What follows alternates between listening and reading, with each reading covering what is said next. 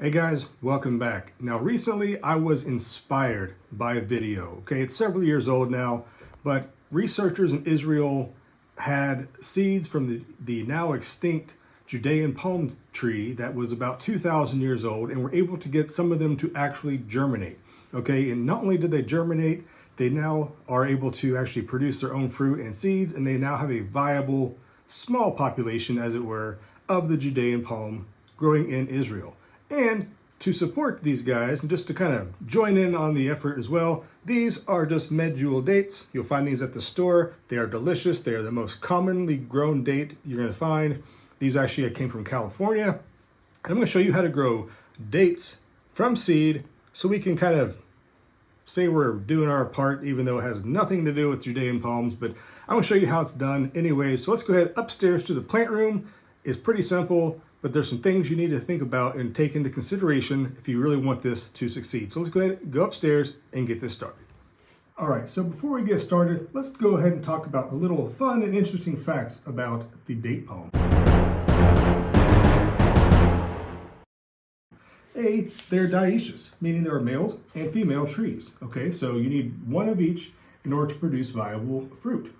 Each tree, fun fact, can produce up to 150 to 300 pounds of fresh dates after every harvest.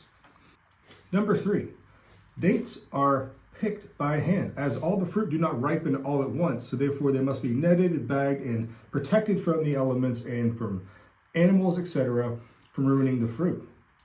Number 4, did you know that dates are one of the oldest cultivated fruits in recorded history? It's true.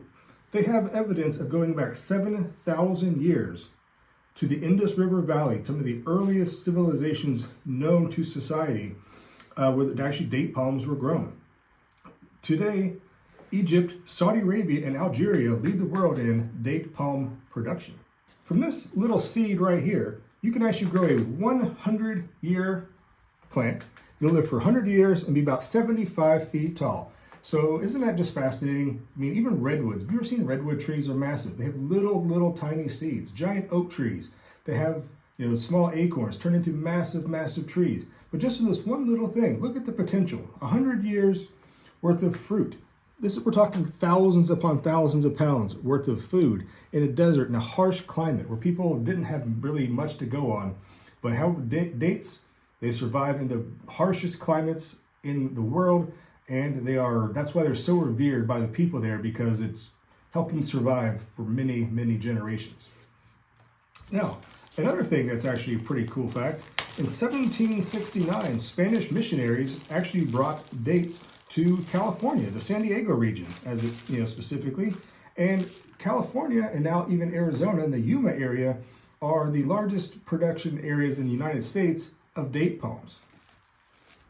Now, being said, about the American background of the date palm, the medjool date is actually native to Morocco. Okay, however, there was an outbreak of like a fungus or a disease or something, so I believe 11 trees were sent from Morocco to California to try to help resurrect the plant. Okay, so then it went to California and it thrived. Actually, yes, California, and I believe the originals were in Nevada, but then the production moved to California. So there are some fun facts about date palms you may or may not have known. So let's get back into how to grow them from seeds. So come on in, let's check this out. So these are the fresh seeds right here that I just extracted from the fruit. But what you'll do is you'll soak these seeds about 24 to 48 hours in some warm water where they will actually swell in size. You can kind of see a comparison. They've a little bit plumped up and swollen. And one really amazing thing, look at this. Have you ever seen a seed germinate on the side of a plant? And check this out. Like most seeds you see will germinate from one side to the other out the bottom. But these little guys right here, they just sat in the paper towel and next to a heater, like the heating vent for my house, so it gets nice and warm. And about 2 to 3 weeks, and look at this, they are starting to germinate. Now, all these were not put in at the exact same time. These were in several batches, so some of these may not have been in here as long and have not germinated yet as these right here. But you know what? That's a pretty good germination rate considering how many dates are on an actual tree. We're talking hundreds, right? Hundreds of seeds. So that's a pretty good success rate, if you ask me. Which, begs the question, The fact that they had these seeds that they found in Masada, Israel, that were over 2,000 years old, they had to be dried out, but they were in some jars, etc. But they actually got them to germinate. That is fascinating to me.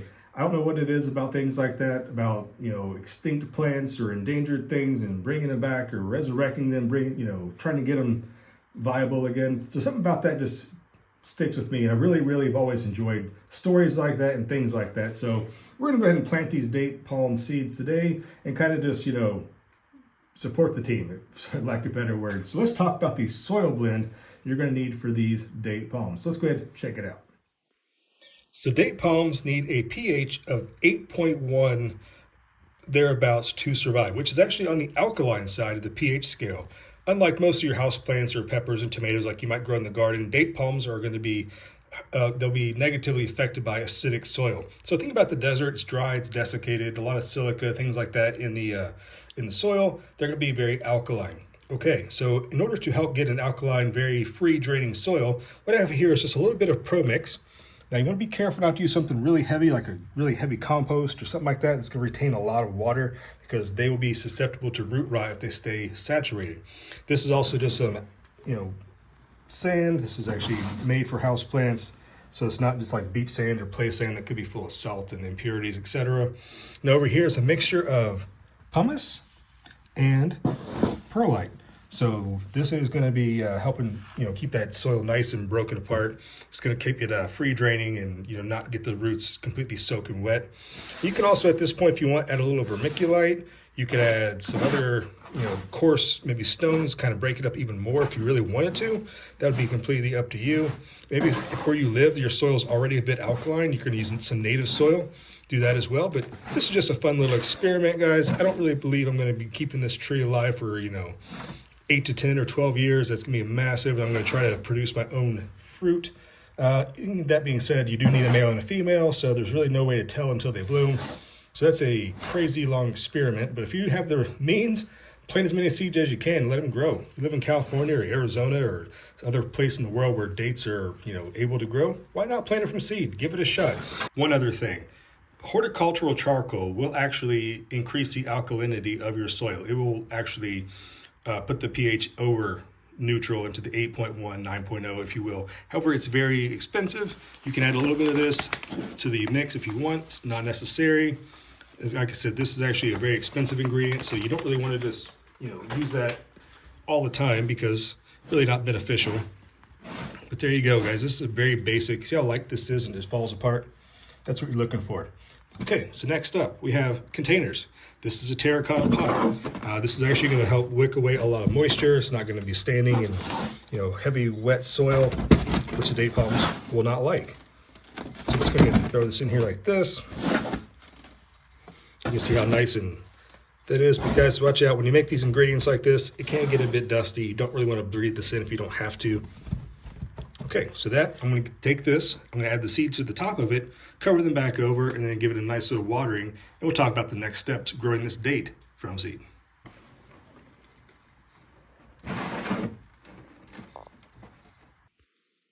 Now all I'm doing here, guys, I'm taking the seeds, the roots coming out like this, very gently sitting on top of the soil. I'm not really pressing it down. I don't want to damage any kind of roots or anything like that are coming out of this seeds. And we're just going to go ahead and just kind of spread these around. Some of these are not germinated yet, and they may never germinate, or maybe they're just a little farther behind. Either way, this is going to be a little bit overcrowded. I understand that, but this is just kind of getting them off to a good start. It is January after all, so I can't put these outside anyways to get some nice sunshine for the summertime. So these will be growing slowly. We transplanted again for springtime, maybe in individual pots, depending if they even germinate or not, or maybe they don't even survive. We'll see how many we actually end up with at the end, but there you go. That's the fresh one I just harvested today. You can just see the difference a little bit. This one's already sprouted. It's been in this, the paper towel method for almost a month at this point. This is, actually eaten and harvested fresh today. You see the coloration is different and it's swollen much, much more. Now this is another one I just harvested today. They're a little bit differing in sizes, but you can see just how much it's actually swollen as compared to the ones that have actually been fresh picked. So I'm just going to cover this up, guys, with a nice about maybe 1/2 to 1/4 inch of soil. We're going to water it in and finish up talking about growing date palms and some more interesting facts.